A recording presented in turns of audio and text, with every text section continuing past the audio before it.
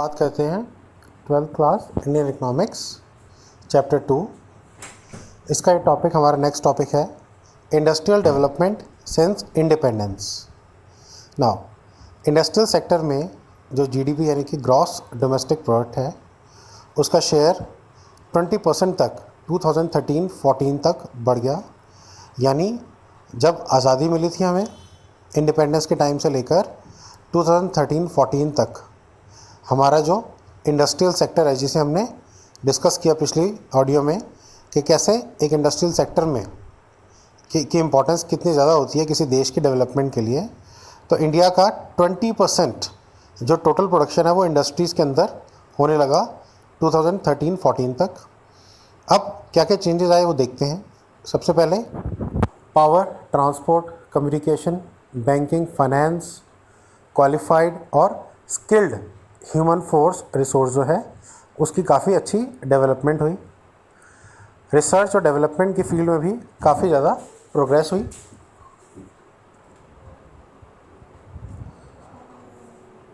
तो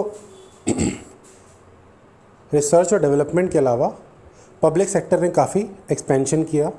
यानी जो गवर्नमेंट सेक्टर है, जहाँ पर गवर्नमेंट के अंडर सारा काम चलता है, जो कि सोशल वेलफेयर के लिए काम करते हैं, उसमें काफ़ी बढ़ोतरी हुई। क्योंकि ज़्यादातर हिस्सा जो था आज़ादी के टाइम से 1991 तक खास करके गवर्नमेंट सेक्टर के पास ही था। अब ऐसी कई कैपिटल गुड्स इंडस्ट्रीज़ यानी कि मशीनरी, टूल्स, इक्विपमेंट्स, इनकी भी काफ़ी ज़्यादा और ज़्यादा ग्रोथ हुई। Non essential consumer goods industries यानी जो हमारा बेसिक रोटी, कपड़ा और मकान है, उसके अलावा भी कई सारी ऐसी चीज़ों का प्रोडक्शन हुआ जिसमें लोग जिन्हें कंज्यूम करते हैं, जैसे गाड़ियाँ हो गई या कंप्यूटर सबके घर पे हैं, मोबाइल फ़ोन है, या और भी बहुत सारी चीज़ें जो आम तौर पर इंडिया में लोग इस्तेमाल करते हैं खाने पीने की चीज़ों के अलावा, नॉर्मल बेसिक रोटी, कपड़ा, मकान के अलावा। लेकिन कई ऐसी प्रॉब्लम्स भी रही हैं इंडिया की इंडस्ट्रियल डेवलपमेंट में। सबसे पहला तो ये है एग्रीकल्चर और इंफ्रास्ट्रक्चर जो है वो इतना ग्रोथ नहीं कर पाया कि जिससे इंडस्ट्रियल सेक्टर को एक अच्छा सपोर्ट मिल पाता। कई जगह पर कुछ स्टेट्स में तो अच्छी डेवलपमेंट हो पाई, लेकिन काफ़ी सारी स्टेट्स में डेवलपमेंट अभी पेंडिंग है या ड्यू है, अभी रहती है। इंडस्ट्रियल सिकनेस यानी कि कई सारी ऐसी इंडस्ट्रीज़ हैं जहाँ पर सही तरीके से हम आउटपुट जनरेट नहीं कर पा रहे हैं, जिनमें मॉडर्न मेथड्स की कमी की वजह से प्रोडक्शन नहीं कर पा रहे हैं। और इसके अलावा अगर होता भी है काम तो मशीन्स के थ्रू ज़्यादा होने की वजह से ज़्यादातर लोग अनएम्प्लॉयड रह जाते हैं।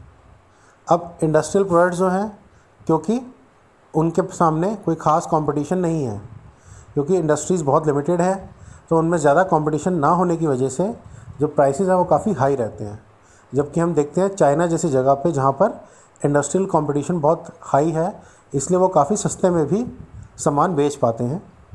Dependence on the government for reduction in tax और duty to make import easier. तो इंडिया के अंदर इम्पोर्ट के ऊपर गवर्नमेंट के ऊपर डिपेंडेंसी बहुत ज़्यादा है शुरू से ही, जिस वजह से लोग अपने जो सामान मंगवाते हैं बाहर से, उसमें अगर वो ज़्यादा सामान मंगवाते हैं बाहर से, चाइना जैसे देशों से, तो उसके पीछे कारण ये है कि वो लोग जब अपना सामान यहाँ बेचते हैं तो गवर्नमेंट का टैक्स पे करने के बाद भी उनका सामान हमें सस्ता मिलता है। तो ये इंपोर्ट जो है वो गवर्नमेंट इंपोर्ट्स के ऊपर टैक्स में तो रिडक्शन कर देती है या ड्यूटीज़ के ऊपर, लेकिन जो यहाँ के अपने जो हमारा सेक्टर है, जो यहाँ पर अपने प्रोड्यूसर्स हैं, उनको इस बारे में ज़्यादा हेल्प मिलनी चाहिए ताकि वो अपना खुद का सामान बना सकें, लाइक मेक इन इंडिया।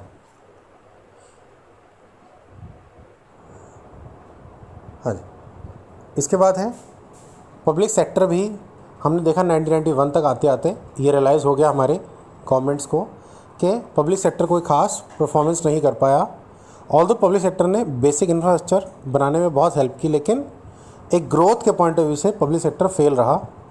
यानी कि सबको एम्प्लॉयमेंट प्रोवाइड करवाने और एक अच्छी इनकम जनरेट करवाने और बेटर लाइफस्टाइल बिल्ड करने के पॉइंट ऑफ व्यू से पब्लिक सेक्टर फेल रहा।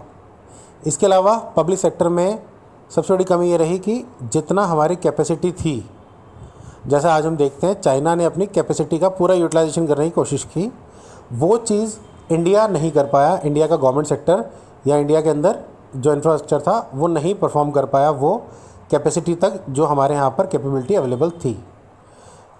धीरे धीरे कैपिटल और आउटपुट की रेशो बढ़ने लगी, यानी कि जितना आउटपुट प्रोड्यूस करने के लिए पहले कैपिटल की ज़रूरत होती थी, धीरे धीरे उससे ज़्यादा कैपिटल की ज़रूरत पड़ने लगी, जो कि हर किसी के पास अवेलेबल नहीं होती और इस वजह से भी प्रोडक्शन में कमी आती है। अब आगे समझते हैं पब्लिक सेक्टर या गवर्नमेंट का क्या रोल है इंडस्ट्रियल डेवलपमेंट में। स्टेट का जो सबसे पहले जब हमारा देश आज़ाद हुआ तो उस समय गवर्नमेंट को सबसे इम्पोर्टेंट रोल इसलिए दिया गया था क्योंकि एक तो पहली वजह कि जो प्राइवेट सेक्टर था उसके पास, प्राइवेट एंटरप्रेन्योर्स के पास अपनी कैपिटल नहीं थी, इस वजह से गवर्नमेंट को ही खुद कैपिटल की इन्वेस्टमेंट करनी पड़ी। प्राइवेट एंटरप्रेन्योर्स में के पास ज़्यादा इंसेंटिव्स नहीं थे, यानी कि वो अपने एम्प्लॉयज़ को ज़्यादा बेनिफिट नहीं दिलवा सकते थे और ख़ुद भी प्रॉफिट ज़्यादा हाई प्रॉफिट अर्न नहीं कर सकते थे, बिकॉज मार्केट का साइज़ ही इतना छोटा था कि वहाँ पर कोई बड़ा एंटरप्रेन्योर काम कर ही नहीं सकता था। इसी तरीके से गवर्नमेंट का मेन एम क्या रहा है, सोशलिस्ट पैटर्न पे चलना। सोशलिस्ट पैटर्न मतलब बेसिक जो ज़रूरतें हैं सबकी पूरी हो जाए। इससे क्या होता है कि गवर्नमेंट अच्छी एम्प्लॉयमेंट तो जनरेट कर पाती है लेकिन बड़े प्रॉफिट जनरेट नहीं कर पाती, क्योंकि गवर्नमेंट सेक्टर में काम तो लोगों को मिल जाता है लेकिन वहाँ पर भी एक टाइम के बाद जगह भर जाती है और लोगों को काम मिलने के बावजूद गवर्नमेंट खुद ज़्यादातर घाटे में रहती है, जिससे कि लोगों का काम तो चल जाता है लेकिन एक ग्रोथ के पर्सपेक्टिव से ये अच्छा नहीं है। नेक्स्ट है डेवलपमेंट ऑफ इंफ्रास्ट्रक्चर, यानी जो बेसिक इंफ्रास्ट्रक्चर किसी भी कंट्री की ग्रोथ के लिए ज़रूरी है उसकी डेवलपमेंट नहीं हो पाई। क्योंकि इंफ्रास्ट्रक्चर से हमारा क्या मतलब है, ट्रांसपोर्टेशन, कम्युनिकेशन, बैंकिंग, ये सारी की सारी चीज़ें हमारी बैकवर्ड रह गई, क्योंकि हमारा मेन एम ग्रोथ की बजाय क्या था, सर्वाइवल।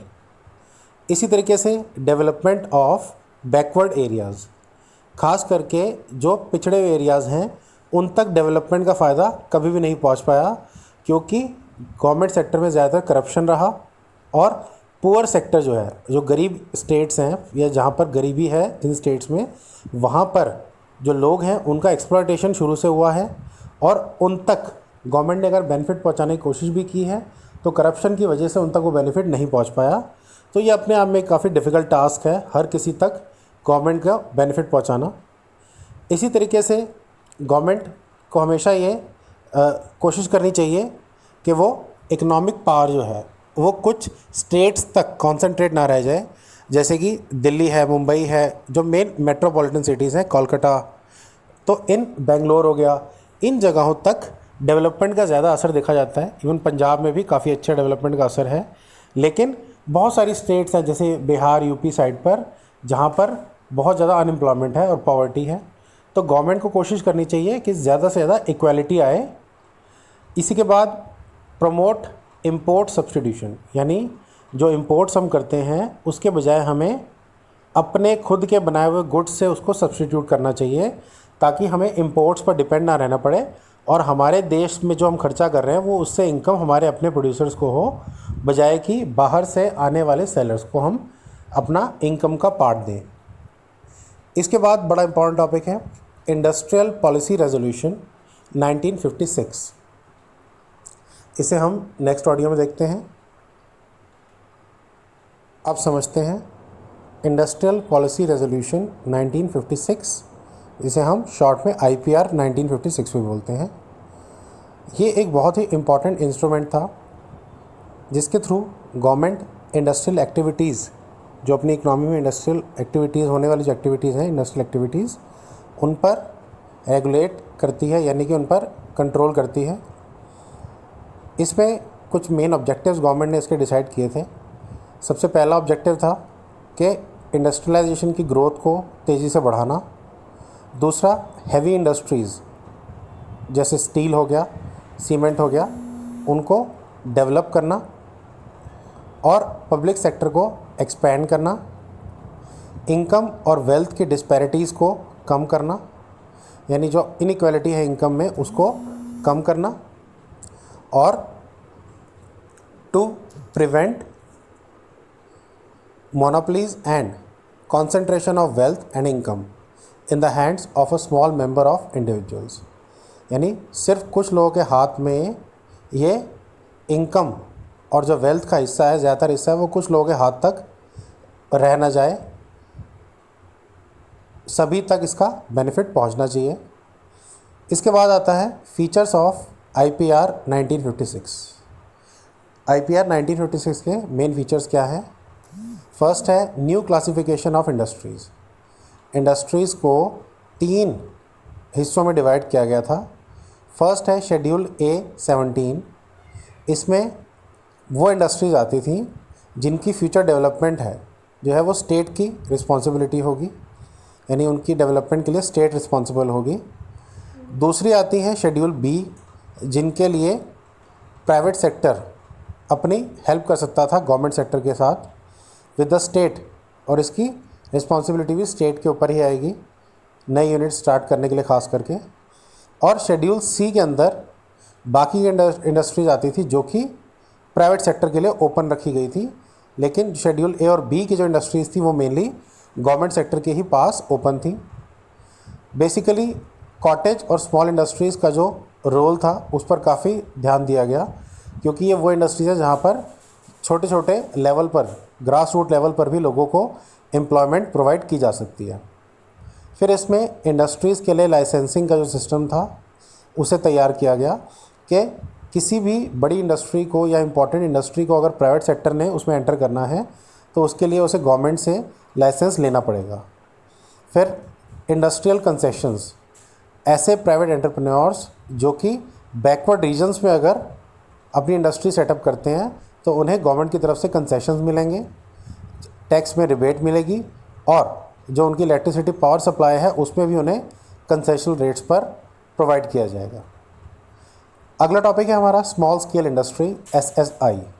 स्मॉल स्केल इंडस्ट्री को अभी हम उस नाम से समझ सकते हैं, उसकी डेफिनेशन है कि जिसकी इन्वेस्टमेंट 5 करोड़ से ज़्यादा नहीं है। स्मॉल स्केल इंडस्ट्रीज़ के मेन कैरेक्टरिस्टिक्स क्या हैं? इसमें लेबर इंटेंसिव एम्प्लॉयमेंट, यानी कि लेबर से काम ज़्यादा कराया जाता है एज़ कम्पेयर टू मशीनरी, इसीलिए इसमें सेल्फ एम्प्लॉयमेंट एक काफ़ी इम्पॉर्टेंट पॉइंट आता है। इसमें कैपिटल की कमी रहती है, less capital intensive. Export promotion, यानी ये जो सामान बनता है ये एक्सपोर्ट ज़्यादा किया जाता है। Seed beds for large scale industries, तो ये बेसिकली जो बड़ी बड़ी इंडस्ट्रीज़ हैं उनके लिए बीज का काम करता है, उनके लिए एक तरह से रॉ मटेरियल प्रोवाइड करता है। और इनकी लोकेशन जो है वो काफ़ी फ्लेक्सिबल हो सकती है कि इन्हें कहीं भी आसानी से लगाया जा सकता है। इसके लिए कोई ख़ास स्पेसिफिक लोकेशंस की इतनी ज़्यादा ज़रूरत नहीं होती है, एक्सेप्ट अ फ्यू फर्म्स जिन्हें आप कह सकते हो जो अपने लिए कुछ स्पेशल लोकेशंस पर ही काम कर सकती हैं, बट ज़्यादातर इन्हें कहीं पर भी सेटअप किया जा सकता है। लेकिन इनमें दिक्कत क्या है? एक तो इनके पास इसके लिए पैसा चाहिए जो कि हर एक के पास नहीं होता, रॉ मटेरियल की कमी है, तीसरा मार्केटिंग की प्रॉब्लम है, और मशीन्स और इक्विपमेंट जो हैं वो काफ़ी आउटडेटेड हैं इसमें, और लार्ज स्केल जो इंडस्ट्रीज़ हैं उनसे इसको काफ़ी ज़्यादा कंपटीशन फेस करना पड़ता है, क्योंकि ज़्यादातर लार्ज स्केल इंडस्ट्रीज़ का बना हुआ माल आसानी से बिक जाता है। फिर बात करते हैं फॉरेन ट्रेड की। जब आज़ादी के वक्त रॉ मटेरियल को इंडिया से ब्रिटेन में काफ़ी ज़्यादा क्वांटिटी में एक्सपोर्ट किया जाता था, तो दूसरी तरफ ब्रिटेन से फिनिश्ड गुड्स इंडिया में वापस भेजे जाते थे उसी रॉ मटेरियल से बनाकर। तो हमारा जो बैलेंस ऑफ ट्रेड था उसमें एक्सपोर्ट ज़्यादा था और इंपोर्ट कम था। लेकिन आज़ादी के बाद इंडिया का जो फॉरेन ट्रेड था उसमें काफ़ी चेंज आया, क्योंकि एग्रीकल्चर का जो एक्सपोर्ट था वो काफ़ी गिर गया, और मैन्युफैक्चर्ड गुड्स जो थे वो टोटल एक्सपोर्ट में काफ़ी बढ़ने लग गए, और एक्सपोर्ट ट्रेड और इंपोर्ट ट्रेड जो था उसकी डायरेक्शन बिल्कुल चेंज हो गई कि ब्रिटेन की बजाय अब हम बाकी की दुनिया से भी एक्सपोर्ट और इंपोर्ट करने लगे। हमारी ट्रेड पॉलिसी में भी कई चेंजेस आए। ट्रेड मतलब बिज़नेस को जो, जिसमें हम कहते हैं बिज़नेस, सारे के सारे बिज़नेस जो इंक्लूड होते हैं उसे ट्रेड की कैटेगरी में रखा जाता है। फर्स्ट 7 ईयर प्लान्स जो थे हमारे इंडिया के, वो बेसिकली उन्हें इनवर्ड लुकिंग ट्रेड स्ट्रेटजी के नाम से जाना जाता है। इनवर्ड लुकिंग से हमारा क्या मतलब है? जो हमारी कंट्री के अंदर प्रॉब्लम्स हैं पहले उनसे निपटा जाए, इसे इंपोर्ट सब्स्टिट्यूशन भी कहा जाता है। मतलब कि इंपोर्ट करने की बजाय डोमेस्टिक प्रोडक्शन को ज़्यादा बढ़ावा दिया जाए। Imports were protected by the imposition of tariff and Kota's which protect the domestic firms from foreign competition. Imports को टैरिफ्स और कोटाज से प्रोटेक्ट किया गया था जिससे कि डोमेस्टिक फर्म्स को फॉरेन कंपटीशन ज़्यादा फेस ना करना पड़े। यानी कि जो बाहर से आने वाला इंपोर्ट है उसके ऊपर कुछ ऐसे टैक्सेस लगाए जाते थे ताकि यहाँ की जो डोमेस्टिक फर्म्स हैं उनके मुकाबले वो गुड्स थोड़े महंगे लगें और लोग डोमेस्टिक प्रोडक्ट्स को ज़्यादा खरीदें। अब इसका इम्पैक्ट क्या पड़ा ट्रेड स्ट्रेटजी के ऊपर कि सबसे पहले तो हमें फॉरेन एक्सचेंज यानी कि जो फॉरेन करेंसी है उसको देने की ज़रूरत नहीं थी किसी को, और हमारी अपनी जो मार्केट थी वो प्रोटेक्ट हो रही फॉर डोमेस्टिकली प्रोड्यूस गुड्स कि जो हमारे डोमेस्टिकली गुड्स प्रोड्यूस किए जाते थे वहाँ पर उसका बेनिफिट हमारे अपने ट्रेडर्स को या फिर अपने बिजनेसमैन को ज़्यादा मिला, बजाय कि हमारा यहाँ से पैसा बाहर जाए। जब हम इंपोर्ट करते हैं तो सारा पैसा बाहर जाता है। तो इस तरीके से एक इंडस्ट्रियल बेस बनने में हेल्प मिली हमारे देश में, जिससे डायरेक्टली इकोनॉमिक ग्रोथ होने में हेल्प हुई। लेकिन कुछ लोग इस स्ट्रेटजी को क्रिटिसाइज़ भी करते हैं, जैसे कि वो कहते हैं कि इससे ग्रोथ रुकती है, क्योंकि जब आप बाहर से आने वाले सामान को रोकते हो तो आपको अपने प्रोड्यूसर्स की एफिशिएंसी को भी बढ़ाना पड़ेगा, तभी आपकी ग्रोथ होगी। दूसरा, अगर कंपटीशन आप बाहर से आने वाले कंपटीशन को रोक दोगे तो इससे मॉडर्नाइजेशन नहीं हो पाएगा, यानी कि मॉडर्न टेक्निक्स आप तक नहीं पहुंच पाएंगी अगर बाहर से फर्म्स यहाँ पर नहीं आएंगे। तो इनएफिशिएंट पब्लिक मोनोपोलीज यानी कि कई बार क्या होता है कि डोमेस्टिक जो प्रोड्यूसर्स हैं वो अपनी मोनोपोलीज भी बना लेते हैं। वो भी एक बुरा पॉइंट है कि उन्हीं का पूरा मार्केट पे राज हो जाता है और वो उसका गलत फ़ायदा उठा सकते हैं। तो इससे एफिशिएंसी बढ़ती नहीं है, एफिशिएंसी घटती है। इसके बाद है इंडस्ट्रियल लाइसेंसिंग। लाइसेंसिंग एक ऐसा टूल है जिसमें जो लिमिटेड रिसोर्सेज हैं उनमें उनको चैनलाइज करने के लिए यानी कि यूटिलाइज़ करने के लिए गवर्नमेंट जिसको चाहती है उसी को ही लाइसेंस देती है। इसके बारे में हम अगली ऑडियो में सुनते हैं।